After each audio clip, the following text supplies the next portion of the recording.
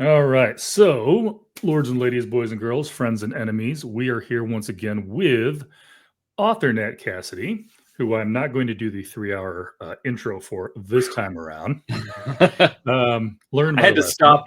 I had to stop someone at a at an event. The phenomenal bookseller at Bookstore Magic, Tiffany. We were at an event, and there were two other authors on the panel. And I looked over and I saw how big the bio she had for Mhm. me, so I had to interrupt her in her mid introduction, which was very rude of me. But we would have been there all night. So I'm Yeah. glad.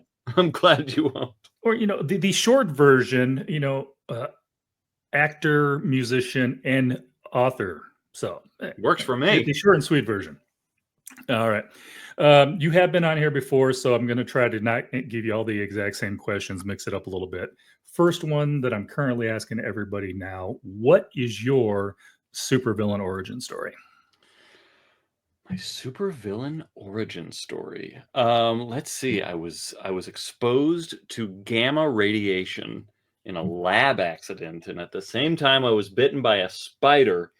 And I was also raised in a very boring environment in Arizona. The latter one is probably more accurate. Yeah, I don't know if I explicitly have one because it's just sort of a being I'm assuming this is in the context of being a writer. It was just always something I was doing as a kid, and I was always, I was raised in the desert, and we didn't have a lot of money, and we lived far away from everybody. So all my friends were kind of too far away to hang out with when I was a kid, and I was a latchkey kid, so I was home alone. And so I was just like fighting a constant battle of entertaining myself. And pretty quickly thereafter, I started writing stories and attempts at writing novels. I very early on became a massive Stephen King fan when I was like 8 or something like that, and I just started aping his output as best as I could.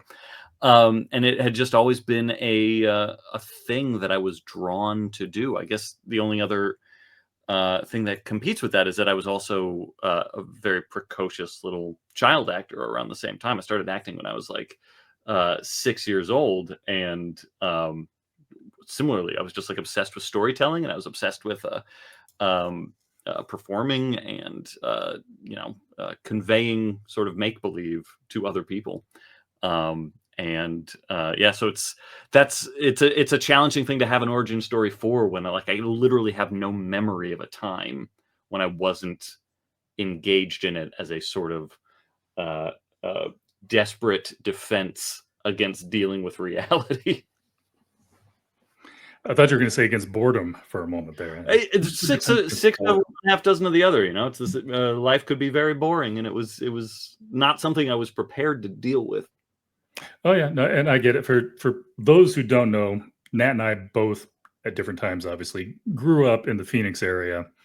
And Phoenix is one of those cities that just doesn't build up, it builds out. Hmm. So it's super easy to be even really far away from the people in your same school Yeah. because the school boundaries are huge. Yeah, and I lived outside of the district, so I was even farther Oh, away. Like, okay. we got special permission to go to the school that I went to because Yeah. I was one district away, and so I should have gone to a different school that was actually much closer, but it wasn't as good. So yeah, everyone was like, they might as well have been in a different state.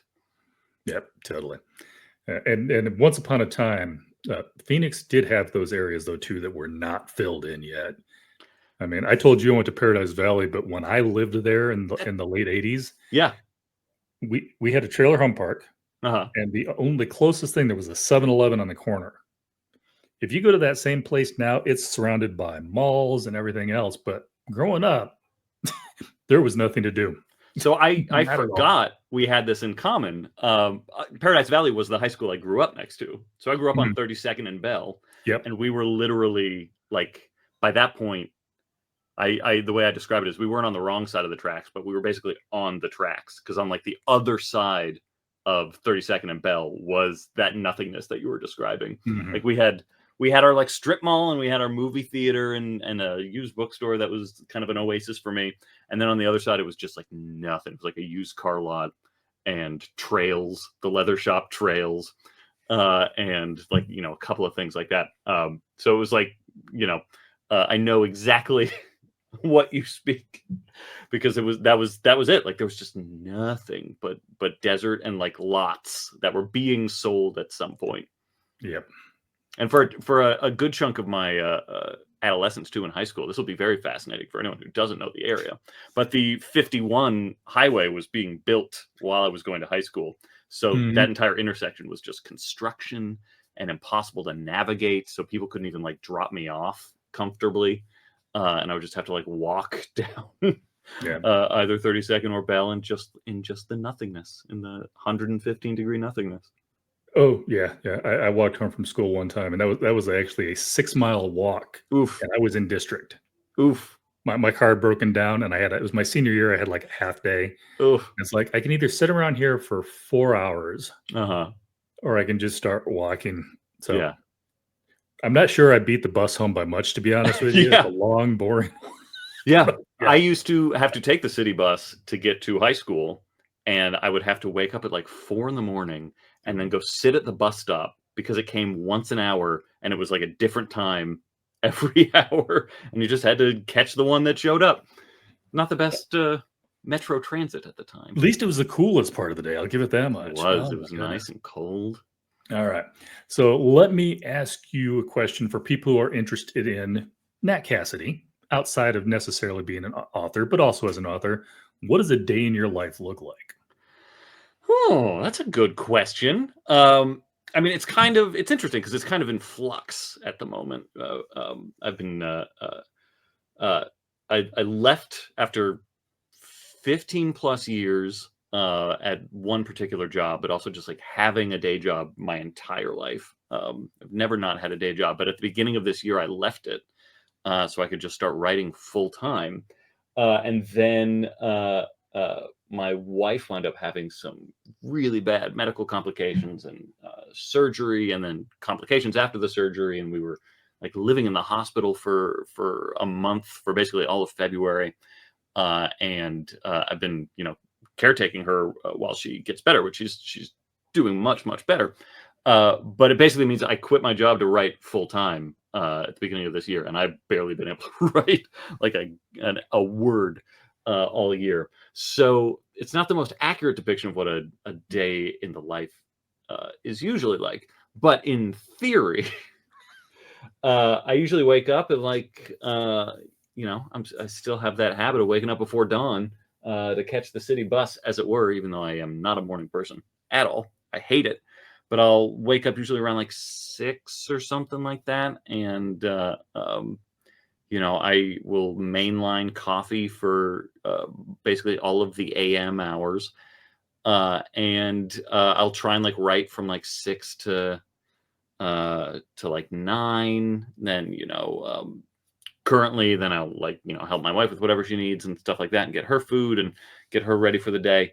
But ideally, then I would do the same thing for myself and then come back and write. I tend to run out of steam creatively around like 3 p.m. I just kind of can't put words together anymore. So then I would probably focus on like emails and administrative stuff like that. Go for a Mm. walk. I don't know about you, but like one side effect from Arizona developmental years is I am like a fresh air addict. Like I have to have some time outside. I'm like a lizard on a rock. Like I just need to like soak up some sun. So that's always kind of necessary. And then I try to be done by like 6 or 7, so I can have like dinner and family time. And then I usually get like a second creative wind around 10, and try to do like an hour or two if I can. And that's about it. Very, So it's it very sounds like you quit your full-time job for a full-time job. Yeah, and that's like that was another like weird thing for me, is that I have always been used to working like 3 full-time jobs at a time, like full audition load, usually rehearsals, for something else or filming something else, and writing every like free second that I would scrounge up. That was the same for when I was a playwright. I would write on, the commute, trying to figure out how to write on the subway. And then I would find like an hour or so at the office to write and stuff like that. And so it was a massive shift for me to be like, oh, I'm just, because for me, it felt like I was quitting my day job to just like fuck around. And I was like, no, I got to remember, I still have so many other full-time jobs to do that I'm just so used to squeezing in whenever I could. But now it's just like I have like one less full-time job. You don't have that whole Richard Castle, I carry around $2,000 on me all the time thing going on yet. I don't know. Should I start? Yeah, I always feel like that gave a bad showing of authors on what they could actually expect in their lives. All right, and then so let me ask you. I've got one. We'll get to the book in a second. I got one more question I did want to throw at you. Let's say somebody asked you, it's like, Nat, you're getting blurbs from like Tanner Reeve and King and Hill and all these guys now. We'd like you to just one course, teach a course at the university. What do you think that you would want to teach on, or just what piece of advice would you want to give them? And it doesn't have to be necessarily writing skills. It could just be something about authorhood is a business unto itself. That's very true. I love this question. I've always wanted to teach. I think I would enjoy teaching very much. That was always that was the thing that my mom really wanted me to do and go into.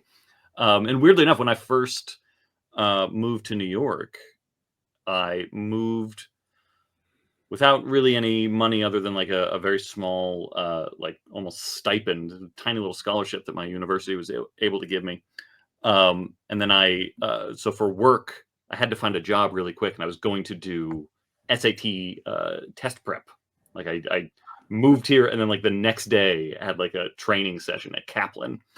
And they made you like put together a lesson about anything you wanted it to be, to like give as part of your like job application. And you had to do like 5 minutes of a lesson. And so I chose to do a lesson on Shakespearean scansion. So I can teach that really easily, verse scansion and all that. But I would love to teach a course on like, on Shakespeare, or on like the horror elements of Shakespeare. I could talk about that all day, or kind of horror literature in general.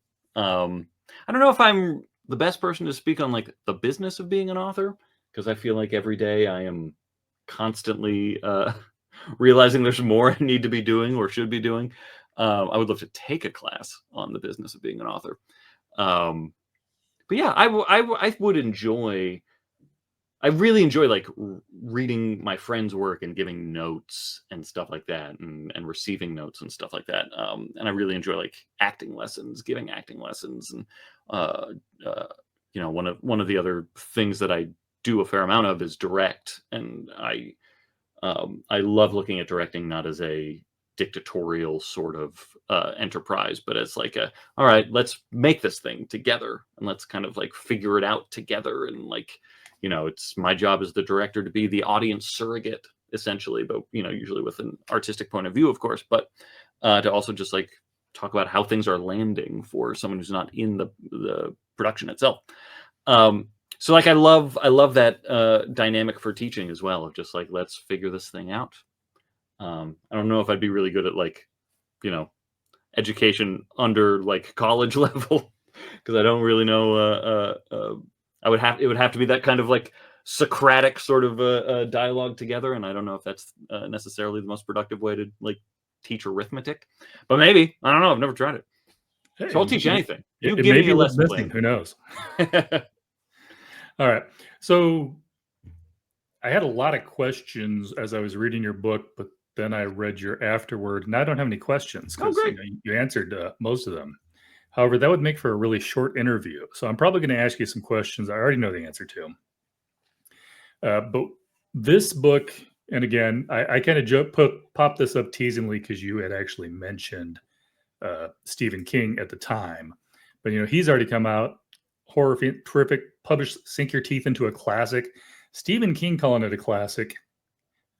You are allowed to talk, to pat yourself on the back there for a second. But what was we were on when you had Nestlings come out, and we kind of talked that about being a haunted house story. If you boiled it down, Yeah. obviously it's more than that. This one, and I think it's no secret based on the name, is a kind of a werewolf story, but and you'll have to read it. I'm not giving away everything, but it's not, and it is. It's definitely, it got some twists and turns. What was some of the inspiration for this book? I really wanted to tell a story that was at once a chase narrative that had, a very well-defined structure and a sort of propulsive, what would you call it? Dynamic, I guess, a propulsive. The very nature of a chase story is one that is like de facto propulsive.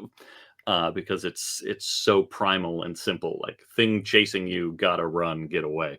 So I really wanted something that could be boiled down to that sort of simplicity, while also then trying to tell as complex and naughty, naughty with a K, sort of character study about fear and about anxiety and about the complicated status of fatherhood, fatherness.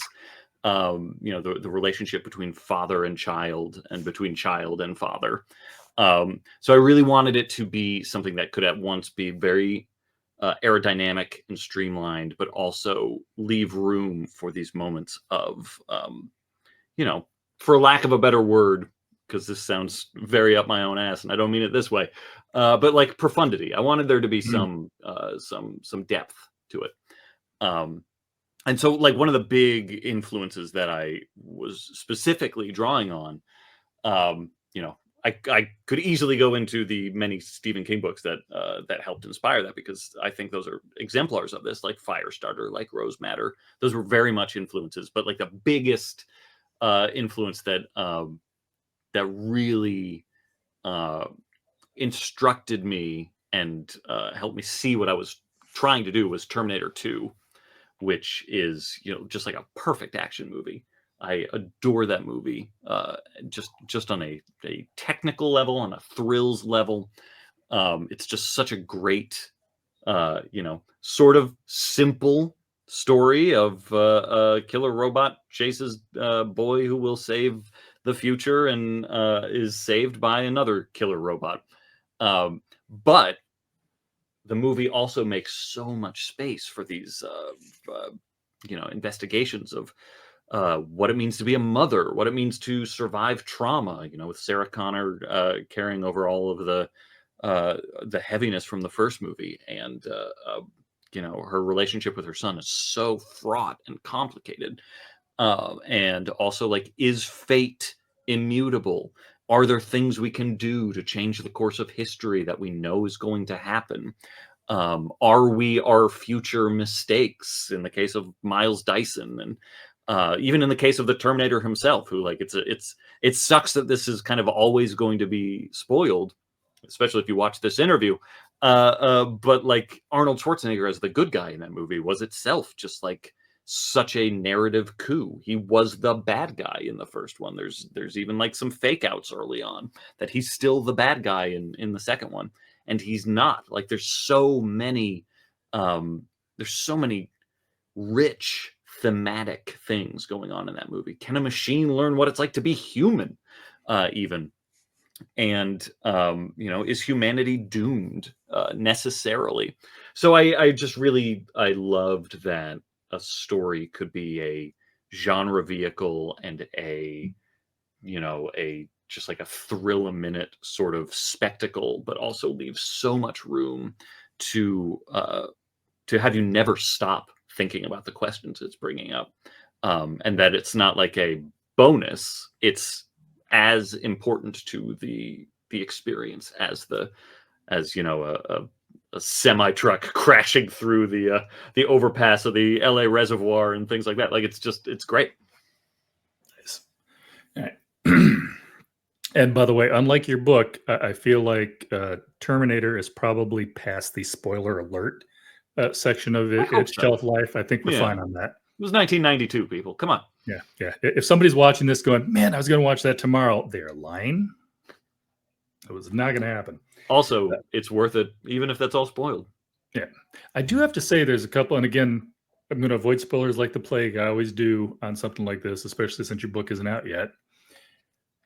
There were a couple of things, but only a couple, that I kind of figured out along the way. And maybe that's when you expected us to figure them out. Maybe it's not. But by the time you got to the end, I was still like, I didn't see that coming.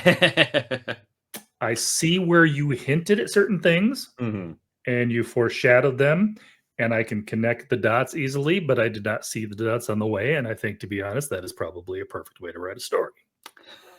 Hey, thank you very much.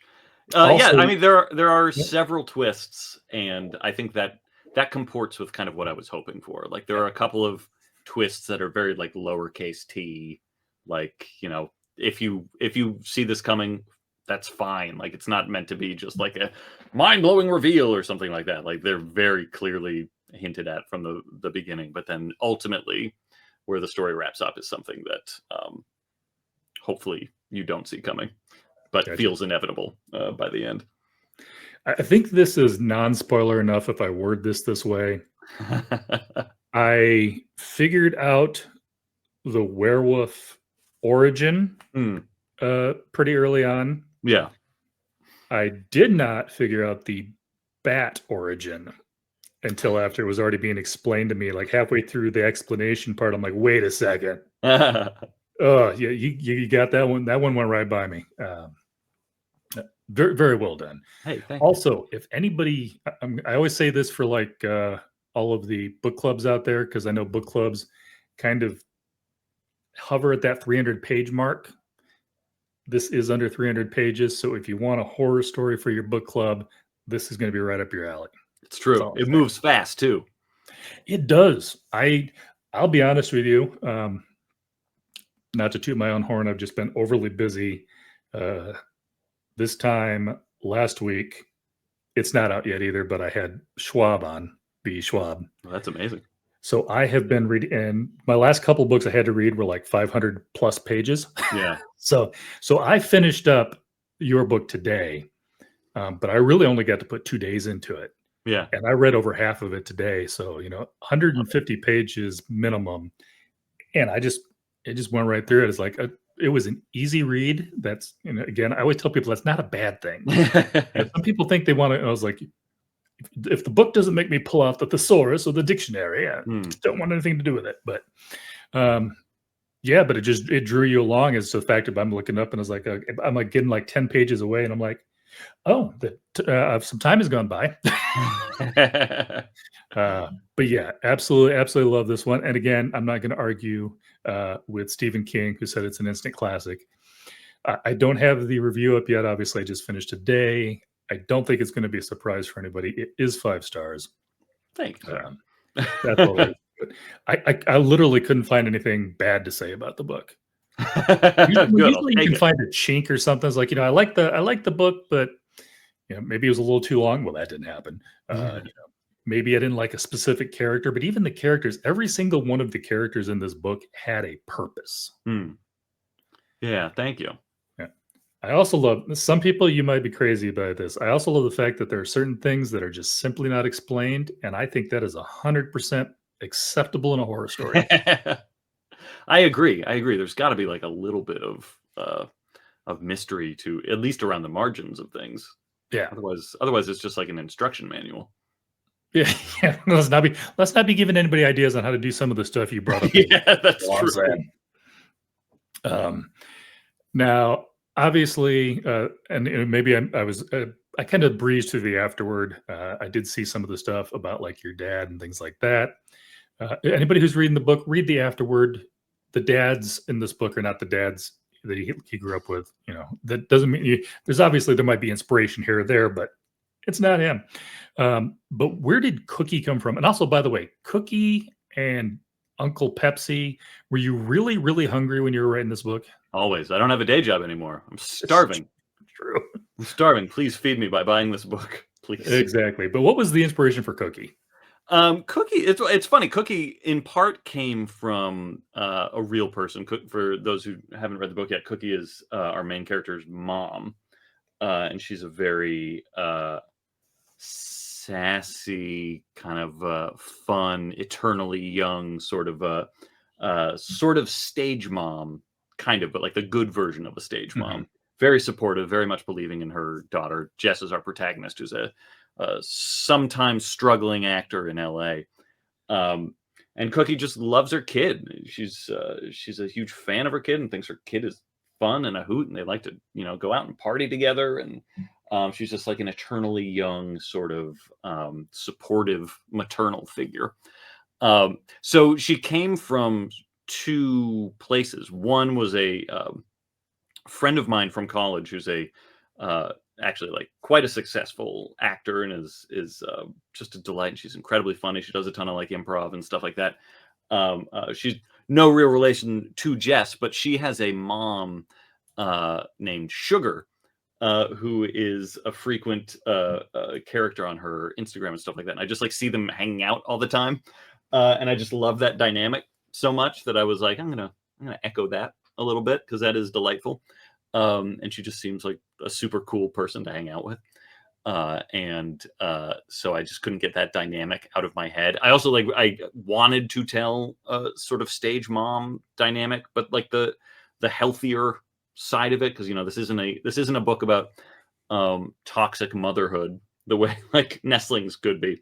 This is about toxic fatherhood. So I wanted the mother figures to actually be really not cliche supportive, but just like people who are there in ways that their children need them to be there. Um, and also, I really wanted, I don't know, I'm trying to think of a way to describe this without it sounding like overly cynical. But like, I really wanted another like Aunt Nadine type character. Like, I just missed that sort of energy. Aunt Nadine is a kind of the fan favorite character of my book, Mary. And she's also just like this sort of doesn't give a shit woman who's smoking Capri cigarettes and always has like 9 very compound insults ready at her beck and call. And I just enjoyed writing her, so I wanted like a character like that, but I wanted the sort of sunnier version of her, not the miserable conspiracy theorist that Nadine can be, but just like a fun sort of almost insult comic of a woman at times. So yeah, that's where she came from. And I love the point that or the fact that you pointed that out, because when you started to say she was a stage mom, I want to make sure, and you already mentioned it, but the thing I was going to point out is it's not the dance moms or anything like that. It's not, No. yeah, it's not that type of stage mom. She'd be happy for her daughter if she doesn't, but if her daughter does make it big, she's also going to be telling everybody, yeah, that's my daughter. Yeah, exactly. She like some of those aspects are based off of how supportive my mom was, or how supportive other acting friends' parents were. Just like little, yes, embarrassing or cringeworthy gestures to you when it's your parent, but then especially once your parent is gone, you realize how supportive that was and how wonderful that was. Like having headshots hung up in the house. Like my mom had several of my headshots hanging up in her house, and it was so embarrassing. It was so stupid. But like she was just really supportive. She loved to kind of broadcast to the world, like, this is what my kid is doing. And Cookie does that, or Cookie like is thinking of all the times where she drove Jess to auditions and wasn't like managing her or micromanaging her, like telling her how to audition, but like was just there to drive her places when she needed to be driven. And I think stage parents like that deserve a shout out as well. So that was the attempt. Well, and I love her relationship too. The relationship with her and Jess, even in this, Jess is the main character. I don't even know we said that. Jessa is the main character. their ability to like basically be yelling at each other and you know, basic because this is a me thing. I try not to cuss, but basically, it's the kind of the version of like, thanks you bastard or whatever. Like, but they're not taking Mm, offense at it when they're cussing at each other. yeah. Uh, I thought there's like this is a way to handle that in a healthy way. Yeah. It's like, yes, I know you're stressed. You can be mad. You can vent your anger out, but I'm not going to hold against you what you said. I'm not going to hold it against what you said when you were hungry. Right. No. Exactly. And the fact that they're comfortable enough that they know they can say these things and that the other person's still there for them. Yeah. Uh, so it's also a beautiful picture of a relationship, Yeah. Thank however you. long that relationship lasted. Yeah, Um, and it's very much meant to serve as a kind of counterpoint to the complicated paternal relationships that are rampant throughout the story. Every character basically has a complicated father relationship, um, and so there needed to be some stability for Jess's wholeness as a person too. Like mm. she needed a strong figure in her life like that to have the wherewithal to deal with some of the things that happen in this book. And I do have to say, you actually mentioned it early in the book. There was it an improv team? Sorry, I Mm, read it so fast. There was a group that Jess was a part of, and they'd called their stuff like Daddy Shoes, which is a yeah, takeoff of Daddy Issues. exactly. Which I think also probably would have been a really good title for the book, but also might got the wrong people picking it up, so I understand. This is much more horror themed. Also, without going into spoilers, this is not just a werewolf story. There are other very, very horror things going on in here, and without spoiling anything, what you did to that second nurse was just uncool, man. Hey, she didn't enjoy it either. No, no, that one that's the one that got into my head a little Oh, bit. good. Everything else you can kind of see where, like, you could fight it off. What Yeah, happened to her, I yeah. got nothing. I got years of therapy and sending you the bill. That's what I got out of that one. Yeah, I really love to, like, sit and think about, like, how that must have felt. That was a great for being such a short part of this entire book. Yeah. That was, for lack of a better word, a great scene. Oh, thank you. Thank you. I could see that in a horror movie and just yeah. Yeah. Ah, all right, getting Good, to the good. point now where I'm trying to avoid spoilers as much as possible. Anything you want to say about the book that we haven't brought up that just kind of whet people's appetite, but without me saying anything that I shouldn't be saying? I mean, I think you have hit the nail on the head, in a perhaps circumspect manner, which is appreciated, by saying that this is and is not a werewolf novel. It is, perhaps more accurate to describe it as a shapeshifter novel. The mechanisms of the shapeshifting are part of the exploration of the story, I would say, or of the plot. Um, but it is again part and parcel with the theme of father and fatherhood, Mhm, which is, as I go into in great detail in the afterword, kind of a mercurial, mutable role I have found in my relationship with my dad and his relationship with his dad and many other people I know's relationship with their fathers as well. It is a very shape shifting kind of relationship. And so that is the reason why it is and isn't a werewolf novel is because I also wanted the role of the werewolf to not be a static thing or to be a predictable thing. So if you don't like werewolf novels, you might enjoy what this does with the werewolf trope. And if you do enjoy werewolf novels, you might enjoy what it does with the werewolf trope. but I 100% agree with you on that one. Like I said, I can't gush enough about this novel. Thank you.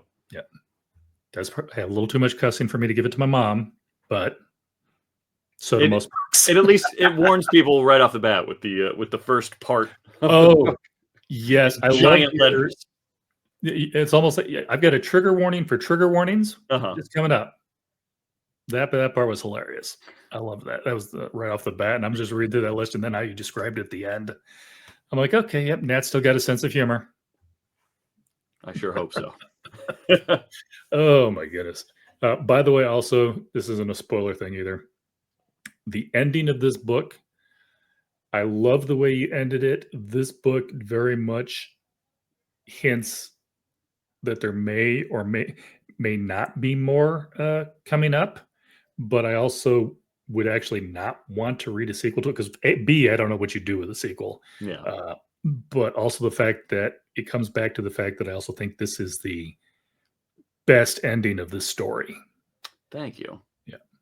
It did Yeah. not need to be wrapped up in a nice little pretty package, and it was perfect that it left you going, does this mean or does this mean? Yeah. Which I loved. Yeah. I am very, very proud of this ending. I'm very fond of it. And it's been interesting too because I have heard from like two camps of early readers. One which finds it to be a almost unshakably disturbing sort of ending, like it is like a gut punch sort of ending, and then people who the complete opposite are like this was like a very cathartic and hopeful ending, and that I couldn't ask for a better sort of response to have both of those, to have Yeah. like this is the bleakest, most depressing ending I've ever read, or this ending was cathartic and hopeful. Should be impossible, but I'm very glad that those two responses And seem again, to the way be. you wrote the ending, I think they're both right. Yeah, exactly. It's what you It's read into that ending. it's different for me each time I've read it.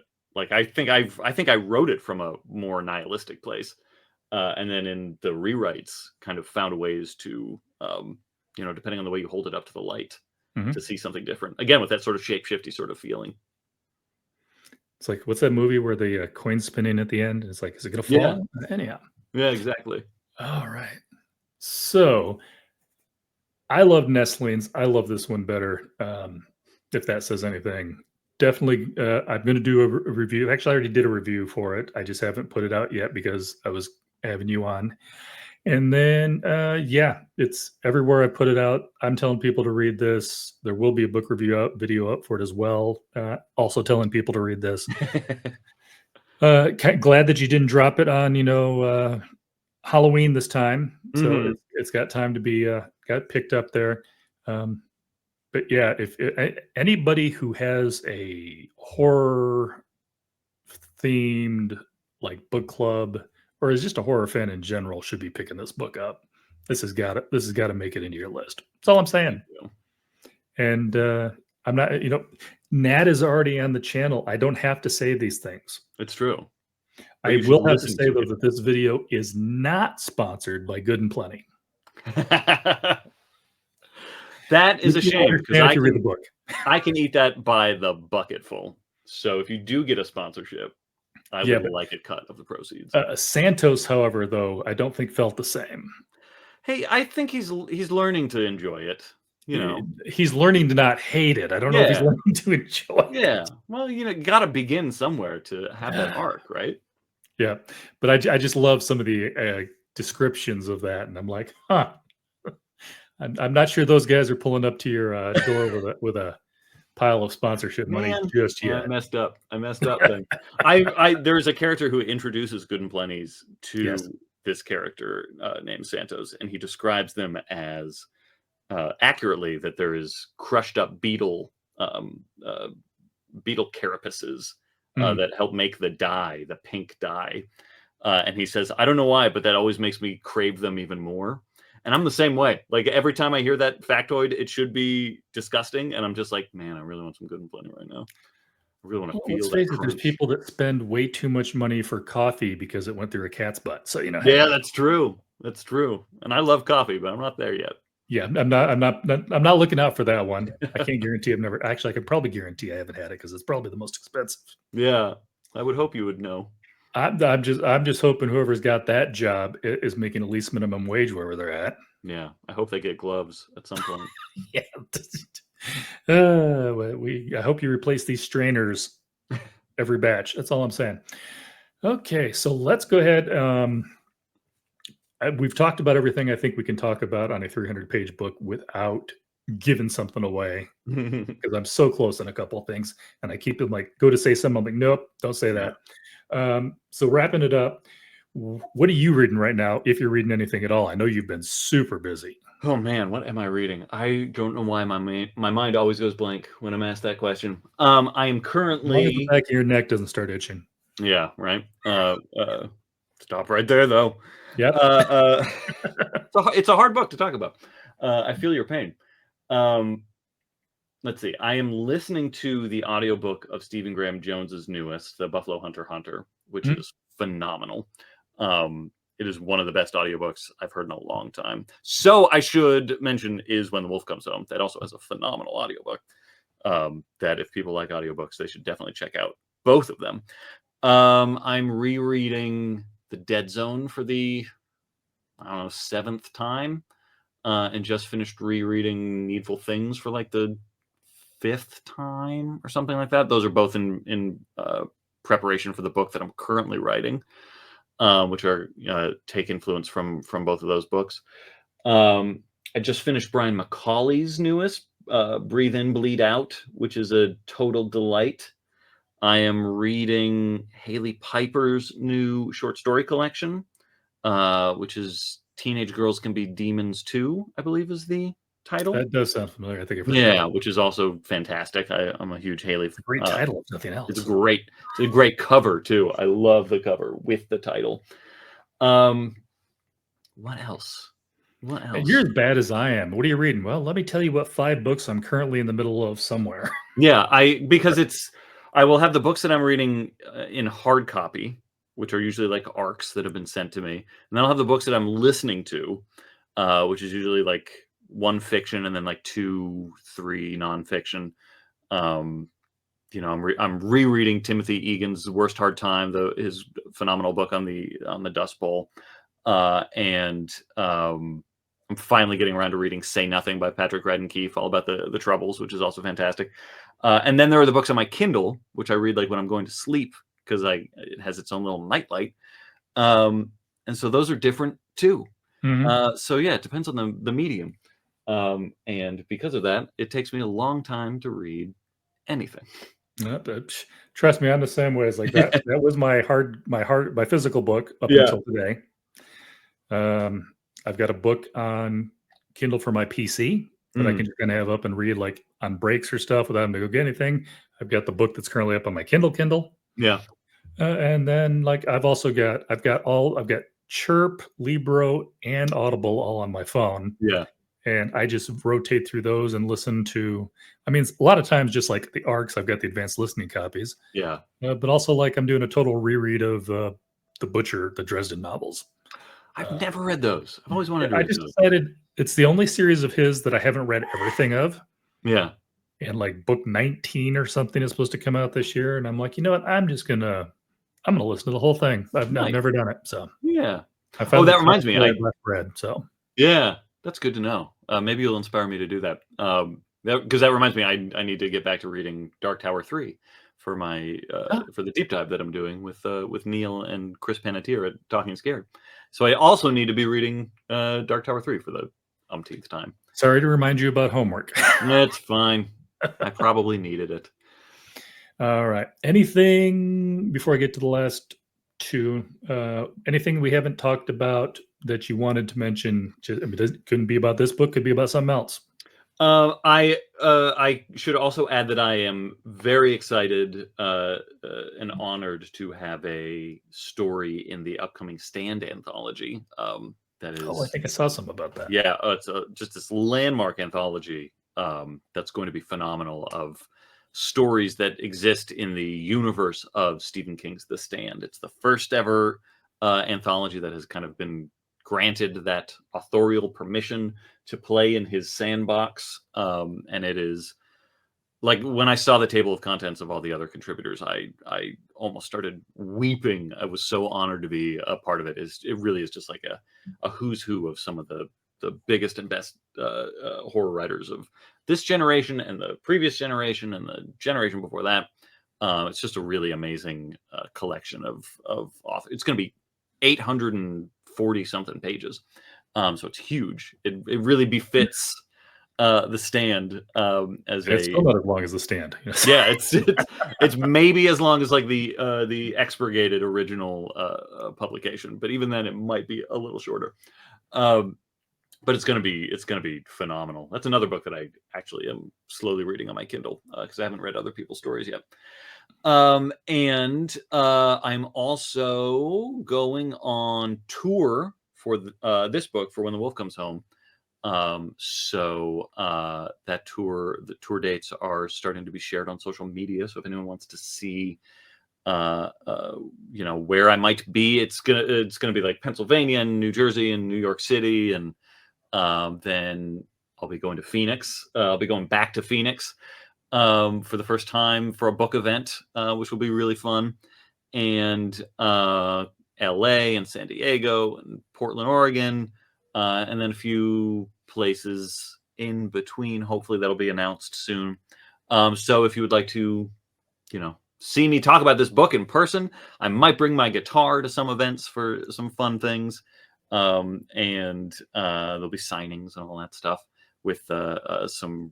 I'm just like some really phenomenal authors as conversation partners, and so look out for those. You guys are going to be putting people like me out of business. Some of the conversation partners things I've been seeing going around lately. Who was We it? got some good ones.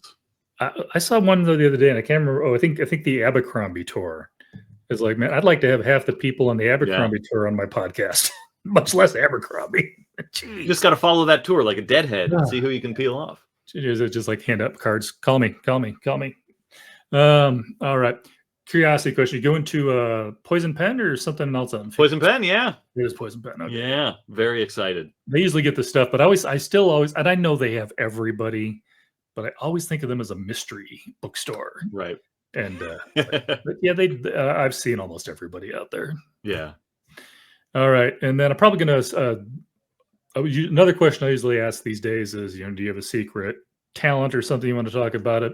But you're an author, you're a musician, a director, a playwright. We've already gone all through that. So the final question I'll ask you then, and I'll make sure to by the time this gets posted, we'll have a link down in the description for them.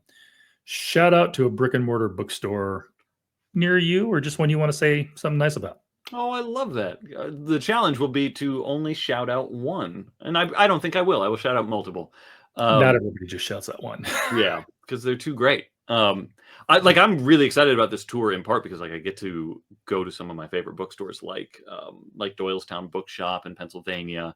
The New York launch is going to be at the Strand, which is always a dream.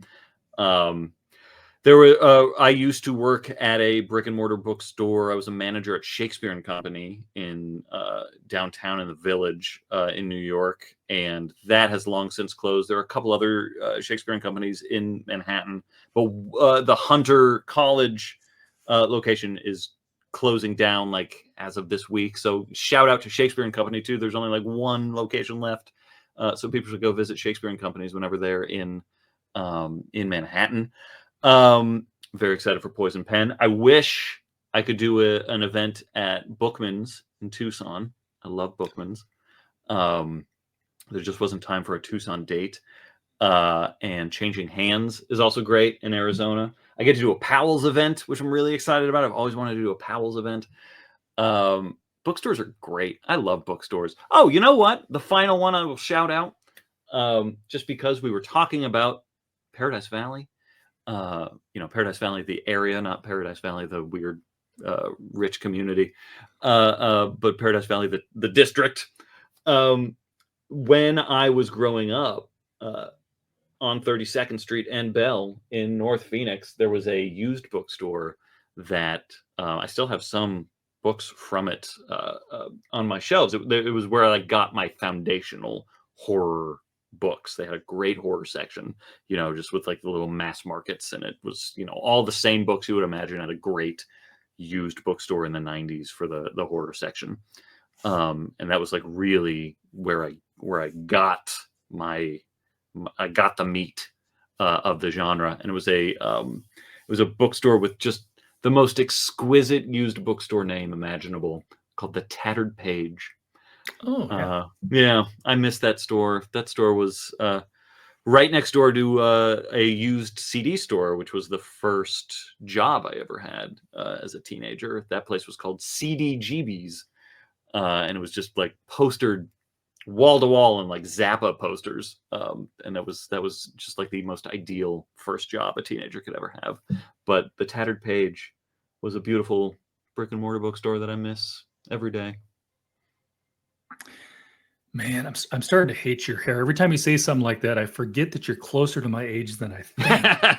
Oh man, you still got hair. It's dark, you bastard. Less and less by the day. And after this year, Oh it is man. getting grayer and grayer. I can share in the spirit of how fun this year has been. I can share one secret talent that I was not expecting to have, which is I can look at a bedpan full of urine and guess the volume of liquid in it within like 10 milliliters. It's a very strange ability that I have learned over the course of the past couple months as a caretaker. So if anyone is in need of some eyeballing of bedpan leavings, don't hit me up. But if you needed to know, I could probably be very accurate. Probably not the final Jeopardy question, but yeah, that's like You never know. You how need many those ounces ratings. are in this pan? Even that would throw the heck out of some people. A trivia game, and then it's like some Right. weird spatial math thing. All right. Okay, so I think we're probably going to wrap it up because again, I've already come close to a spoiler once, but I made sure that it was something that didn't give away something. You did good. You did real good. So, but yeah, again, everybody go out, check out this book. You're gonna love it. I loved it. Stephen King loved it. Joe Hill loved it. I never say her name right, but like Tannereve do. I probably butchered that. I have to pick. I have to be reading it. I can't just Yeah. remember it in my head. But yeah, a ton of people have written great things about this book. You've I'm got a so who's who grateful. of blurbs on this thing. Yeah. We are really beyond blessed with blurbs for this book. I'm so grateful. And that's another reason why people need to buy as many copies as possible, because a lot of those blurbs came in after the print date. So we need to go into a second printing to be able to have all those blurbs on the book. So just buy up all the True. books you see. Do Yeah, me a yeah. favor. Get them off the shelves. Yeah, and you remember, if the man doesn't have a full time job yet, or at the moment, so if That's he's got to right. write some more books, which means you need to pay for the one he just wrote. Yes, That's all I'm please. saying. Please. All I'm right. so hungry. As always, I always appreciate you, Nat. I think we always have a fun time. Thoroughly enjoyed it. I'll also try to get the links down for your tour dates so that whatever Oh, thank that's you. listed, so people can hopefully see it where you're going. And that is it. Sorry, you froze up there for a second. It threw Uh-oh. me off a little bit. No, no. Nah, it's one of those things that sometimes you freeze up while we're talking back and forth, but I find that a lot of times the recording is Yeah. completely fine with it. So Yeah. it's all good. It's all good. So woo, you know what? I didn't even ask you. What am I thinking? Are you currently writing something? I am. I am late. I'm way late because I haven't been able to get the work done I need to get done this year yet, because of all my bedpan magic. Yeah. Yeah, I'm like 90,000 words into probably 120,000 word manuscript for my next book that was going to come out next year. Now it's probably going to come out in 2028. Is that right? 2027? What is the next year? 2027. That's right. It's 2025 right now. Yes. So it was going to come out in 26, but it'll probably be coming out in 27. So I'm going to try and do what I did last year and see if I can have a novella come out or something like that next year, just to make sure something is coming out every year. But the next novel is close to being done in first draft form. Yep. And then it's going to be a long road of rewrites, but I'm going to try and do them as quickly as possible because it's a book that's all about social media and AI and deep fakes and billionaires and horrible tech bros who are, let's say, compromising our way of living right now. I So I never really want that pictured you out. as a nonfiction writer. That's all I'm saying. Yeah. Like I have literally been working on this book for 9 months, 10 months or something like that. And there are massive set pieces in it that have all started coming true. And it's going to seem like I was writing very reactionary stuff, and I was really trying to like be like, ooh, what'll happen in a year or two. So yeah, it's starting to feel more and more nonfiction with every day. So what you're saying is somebody leaked the manuscript and it's all your fault. Maybe it's probably these tech guys in our computers. Yeah. All right. Cool. Alexa did it. All right. Appreciate it. Hope you have a good one, and I'm going to catch you later. Thank you, Edward. Thank you for watching and reading.